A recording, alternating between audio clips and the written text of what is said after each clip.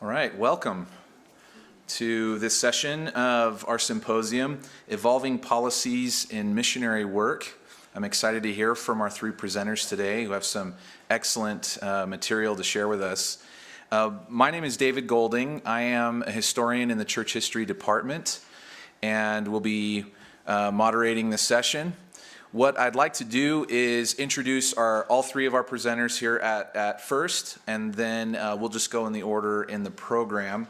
We'll hear from Kenneth Alford, War's Influence on Missionary Work. Dr. Kenneth L. Alford is a professor of church history and doctrine at Brigham Young University and a retired colonel in the United States Army.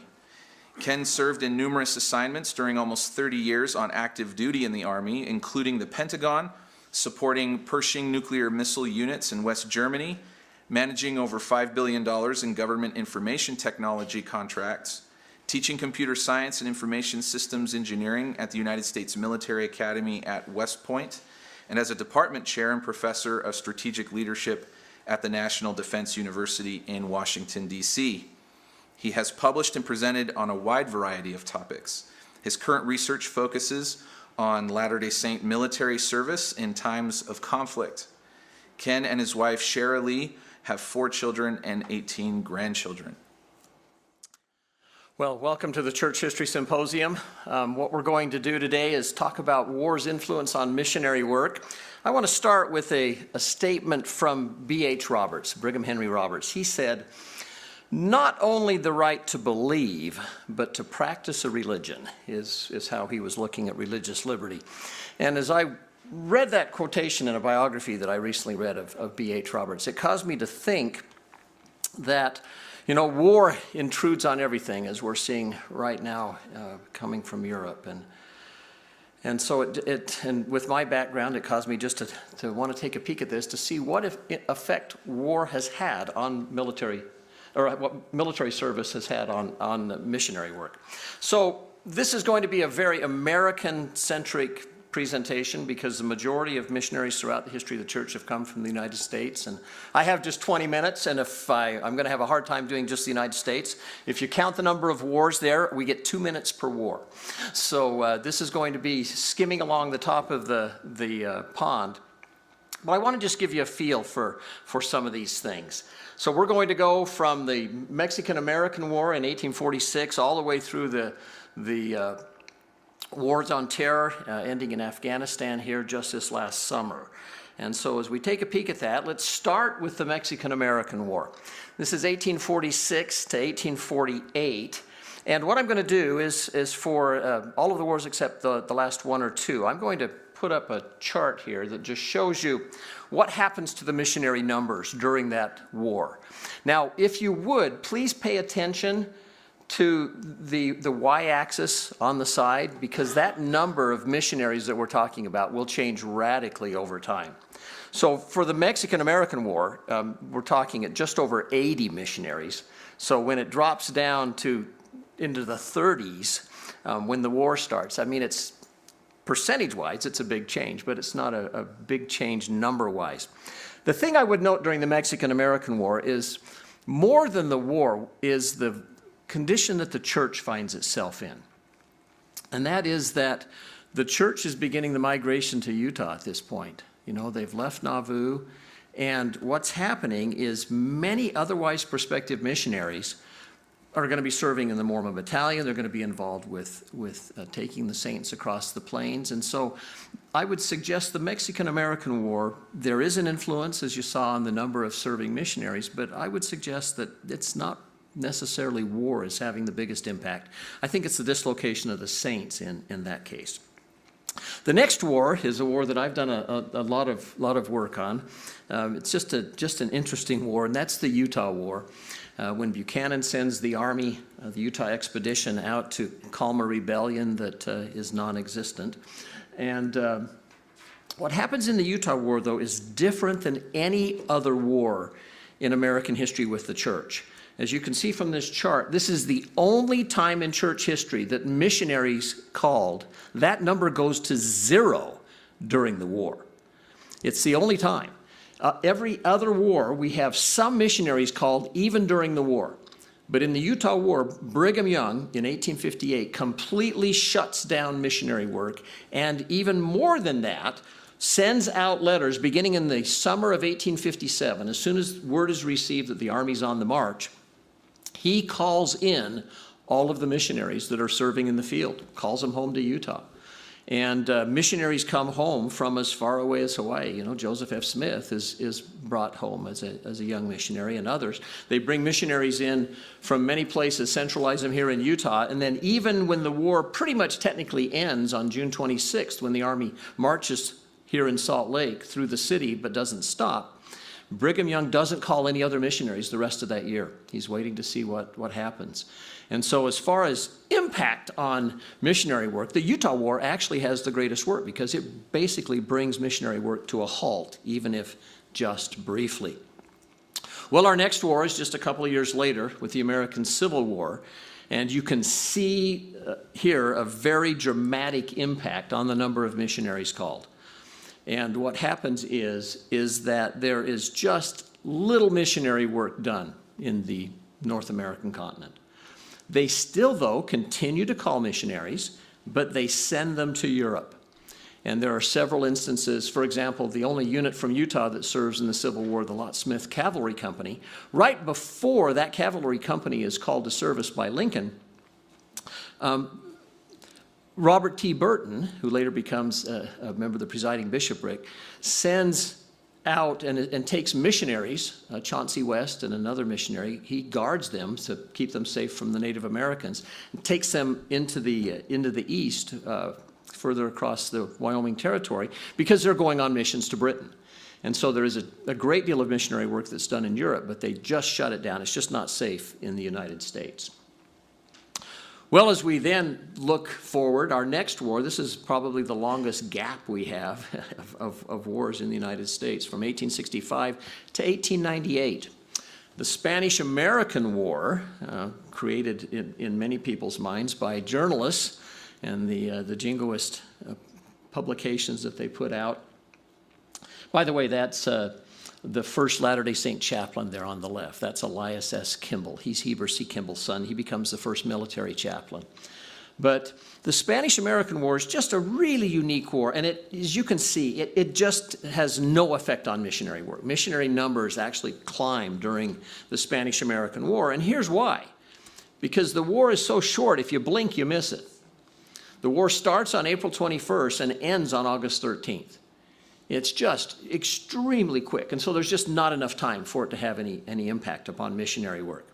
There's an interesting statement I came across, though, from Lorenzo Snow, President Snow, in looking at the war as it's beginning to start.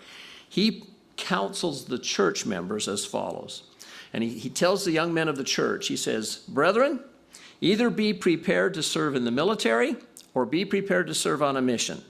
Those are your two choices." And but then the war ends so quickly that doesn't really come to fruition much. Just a side note from the Spanish-American War is just before the war begins, 3 weeks before the war begins, on March 27th of 1898. That's the very first time that sister missionaries are officially called by the church. And so as the brethren were being pulled out of service briefly, they were allowing sisters to formally serve. There had been some sister missionaries serve in various capacities in small numbers, but this was the first official notice from the church that sister missionaries could be officially called and set apart. Well, and by the way, that picture there with the check over the head, that's a family picture. That's my second great-grandpa. He was serving about that time. Then we move into World War I. I would just note before I come off this page, those three brethren on the bottom, those are the three Latter-day Saint chaplains that serve in World War I. They all serve in the Army. That's Calvin S. Smith, who is the son of Joseph F. Smith. And then that's B.H. Roberts, who I quoted earlier. And B.H. Roberts serves as a 60-year-old chaplain. That's a whole other story for a whole other day, how he gets in the Army, because you're not supposed to be able to serve as a chaplain if you're over 42. But he goes in at 60 years old and goes to the front. And then third is Herbert B. Ma. And some of you may recognize his name with governor in front of it. Governor Ma still holds the distinction of winning the Utah governorship by the smallest popular vote of any governor to serve. But those three brethren served as chaplains during the war. So what happens is, this is what missionary service looks like. You can see there 1912 before. When war is called in Europe, there's a little bit of a dip, but you can see that when the United States enters the war in 1917, there's again a dip, and then by 1918, there is a significant dip. But it recovers, and more than recovers, the year after the war, which is really interesting considering that in 1919, they have a Spanish flu pandemic going on.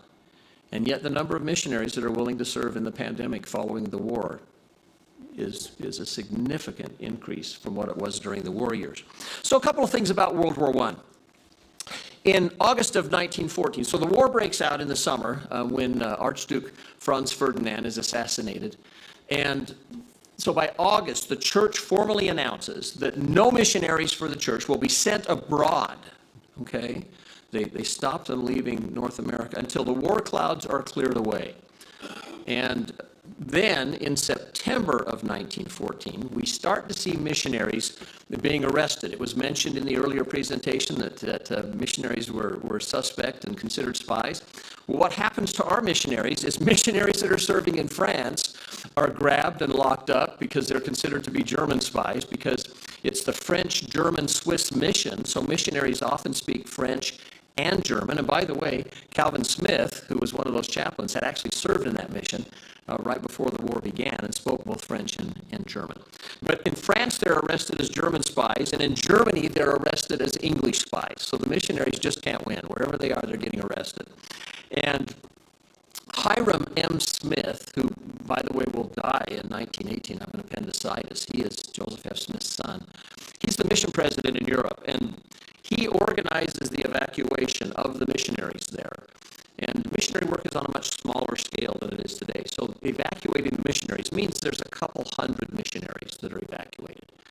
And there's some just amazing stories of how the missionaries find each other, how they're inspired to get the word out, because, you know, the internet's going to be down for another 70 years. They're not able to contact them yet. And the Zoom is also out. I mean, it's a really terrible time. And so some of the missionaries don't get the word, and there are elders inspired to get off trains and just walk into the city center and find the missionaries. I mean, some wonderful stories of how the Lord gathered up and scooped up all his missionaries. But they are able to leave Europe. By 1917, we started to have some missionaries being charged by the government, by the Selective Service, as draft dodgers, because they weren't reporting to their draft boards why they were serving somewhere in North America on a mission. Didn't get to them, as there are several reports in the Utah papers of, you know, Elder so-and-so was like his fellows, was charged as a draft dodger. They're able to clear those up, but it's still kind of interesting. So by May 1917, this is right after war has been declared by the United States. We declare war at the beginning of April. And by the way, just an aside, the last statement made on the floor of the Senate before war is declared is a prayer given by Elder Smoot, who's senator of Utah. Another great story for another day. But what happens is the church takes a really interesting approach here. Because the draft age is 21, the church calls 18 to 20-year-olds to be missionaries. Why? Because they can't be drafted yet. And so 18-year-old missionaries did not begin just a couple of years ago. The church actually started that during World War I. Now, my favorite story that I came across in all of the research that I did for this is this next one. In 1917, I found newspaper reports, and I'm guessing that they're greatly exaggerated, but the newspaper reports said that there were thousands of German, and it called them Secret Service workers, who were going into India because there were plans from the Axis powers to take over India at some point. And they said that the cover that they all used was as a Mormon missionary. So I just thought that was just very funny. I could see all these, cloak and dagger types sneaking into India, declaring themselves as missionaries. Just that whole picture just is kind of humorous. By 1918, as America is fully now in the war and we're sending units to France, President Joseph F. Smith, who has several sons serving in the military, I would add, not just Calvin, But President Smith announced that no mission calls would be extended to draft-aged men. That if you're eligible for the draft, we are not going to put you in a position where you have to make a choice. And then also in 1918, we have a situation where some missionaries are serving in North America, but outside the United States, and they figure out ways to register for the draft from Canada and from various places where they're serving so that they can fulfill the letter of the law. The next war we have is just 20 years later, and it's World War II. Here's what happens in World War II. You can see in 1941, prior to Pearl Harbor, our missionaries are called in increasing numbers, and then the war hits, and you can clearly see the warriors on this chart. Missionary work, the number of missionaries is significantly decreased. Now, it's kind of difficult to chart the beginning of World War II. 1 September 1939, the invasion of Poland is the normal day, but you've got taking of the Sudeten land and the various other land grabs that are made by Adolf Hitler. But it's in August of 1939, interestingly, just 7 days before Hitler attacks. That's when the European evacuation begins. And so they call for the missionaries to leave Europe. And what happens then is in September, just 5 days after the attack on Poland, missionaries are transferred from France into Switzerland, which is a neutral country and which will remain neutral throughout the war. They're eventually evacuated out of there, but they are quickly transferred out of France. In 1940 also, they're beginning to evacuate missionaries from the Pacific and South Africa. And so the United States is not in the war, but we are starting to pull back on missionary service. So in 1941, prior to Pearl Harbor, the government puts a $10,000 fine. They can see the handwriting on the wall. They can see war is coming, and they don't know the exact timing or shape it will occur, but they can see it coming. So they put a $10,000 fine for missionaries, especially who do not report their draft status accurately. And so the church pushes with the missionaries, making sure that that's something that's done. So full-time missionary work then during the war is limited to North America and, interestingly, Hawaii. They still allow missionary work in Hawaii during the war. So by December 1941, when Pearl Harbor has occurred, just shortly after Pearl Harbor, female mission calls are suspended. By March 1942, mission calls are limited to 70s and high priests, because most of the draft age folks are elders.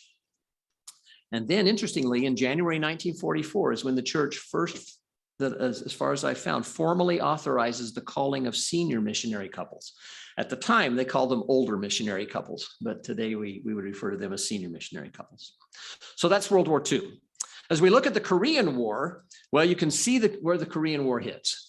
And again, like World War II, there's a significant drop, but it's relatively late into the war because the war begins in 1950.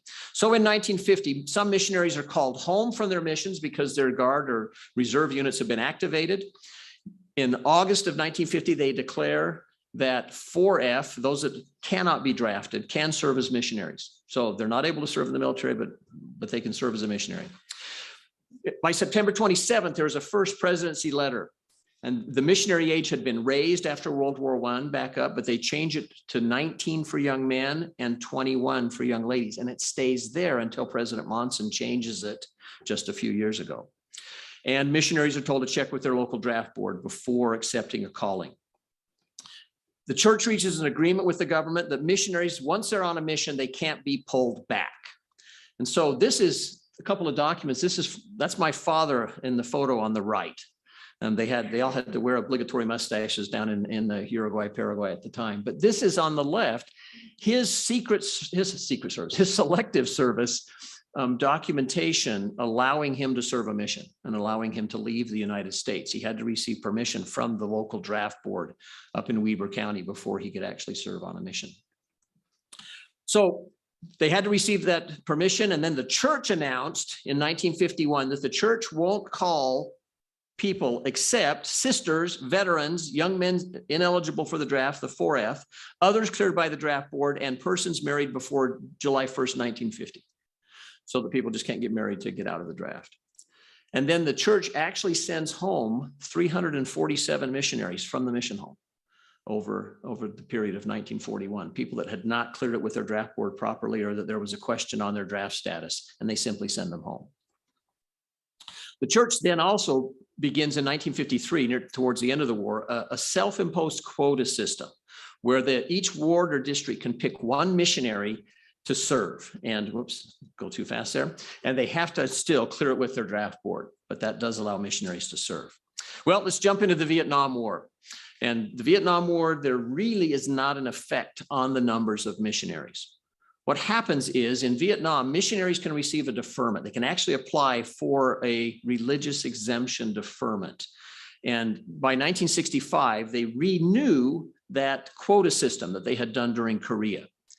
And during the war, there was an average of 2,600 deferments annually, which is a pretty big number. And as you might expect, there were those who didn't like that and who sued the church.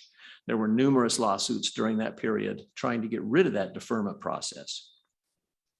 Well, into the Gulf War. The Gulf War is so short. Again, it's August 1990 to January 1991. It has something new, though. For the first time, we're not allowed to proselyte local populations. Because we were serving primarily in Muslim-dominant countries, they were not allowed to proselyte any local citizens. But there's really no significant effect on missionary work. So the final war is what the government often calls the war on terror, what most of us identify as the war in Iraq and Afghanistan. And this is the church announcement before the war begins in Iraq. They just said, look, if war begins, missionaries are not going to be reassigned, they're not going to be delayed, and they're not going to be sent home. In other words, it's business as usual. The war is going to go on, but it's business as usual for the church. The prohibition against local population proselyting continued, but it, like the Gulf War, had little effect on missionary work. So, in summary, I would just suggest that wars have sometimes influenced who can serve, where they can serve, when they can serve, and who can be proselyted. But I would conclude that wars have interfered with missionary work only in the short term. There's a statement that was made by President Benson during World War II. He was concerned that we couldn't call missionaries, and he said, this is frustrating.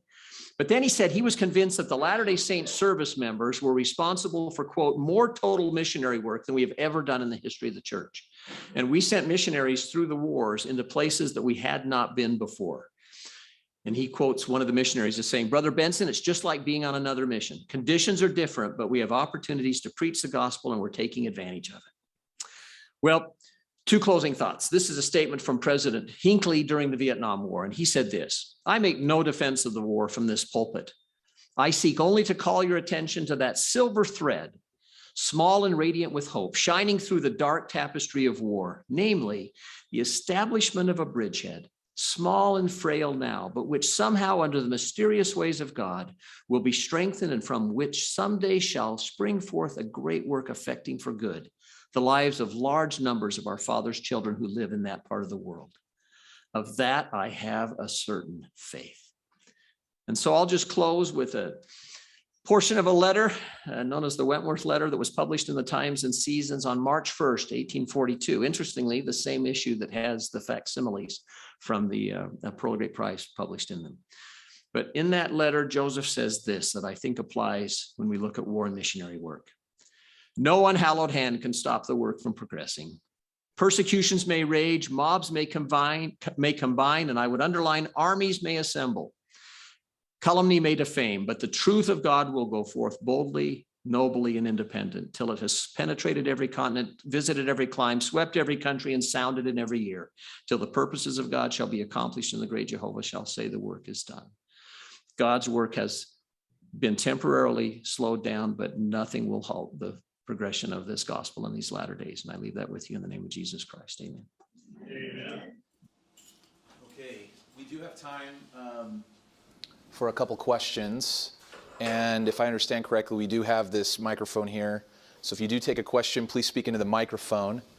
And then do we have Fernando on remote? Good job. Thank you. That's fine. That was fine. Perhaps not. Yes, we do. Okay. We do have Fernando. All right. So, He's muted? Unmuted. Oh. Okay. If Fernando, if you can hear me, There you go. please unmute yourself. We good? Good. Okay.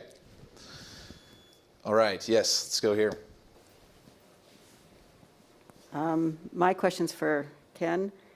So those that were, the soldiers, you said that there were some converts during the war. So were two parts. One, who were they converting? Were they converting their fellow soldiers or were they converting locals? And the second question is what that kind of silver lining that President Hinckley referred to, is there any research on what happened after the wars ended and missionary work in those countries, whether that increased or? Let me take the second question first. Yes, there have been several books published on that. I would send you to some of Reed Nielsen's work on Japan, because while missionaries were in Japan prior to World War II, it's after World War II that the church really starts growing in a tremendous way. You can also look at Vietnam, what's happened there. As far as your first question, service members, in my experience in the military, is service members are good at sharing the gospel with each other. And we had, when we were in Germany, for example, we had many more baptisms among the American service members than we did among the local German population in the Stuttgart stake where I lived, for example. But also, they could teach the gospel. I mean, wars are how the gospel gets really introduced into South Korea and into Japan and various areas. And that's very different in the Gulf War, Afghanistan, and Iraq, because there we have baptisms. I would send you to the Saints at War project at BYU. And we've got several publications and examples of baptisms among the service members. But there was an absolute hard line. It was a punishable offense if you even discussed religion with any of the locals, even if they worked for the United States. Just a quick story. Gene Weichel, the first district president in the Kabul, Afghanistan branch, worked as a liaison officer with the Afghan Air Force during the week, and then was district president on outside of work. He worked with an Afghan general who kept asking him about the church. And Gene just had to remind him, I just can't talk about it. They were actually able to come to the United States and met for a conference or something in Washington, D.C. And Gene, since they were outside of the war zone, Gene took him to the Washington, D.C. temple and had a great discussion about the church, but he could only do it on American soil or outside of Afghanistan. All right, thank you. You bet. Okay.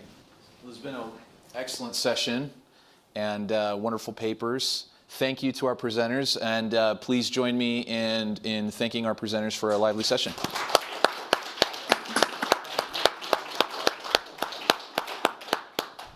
Okay, thanks.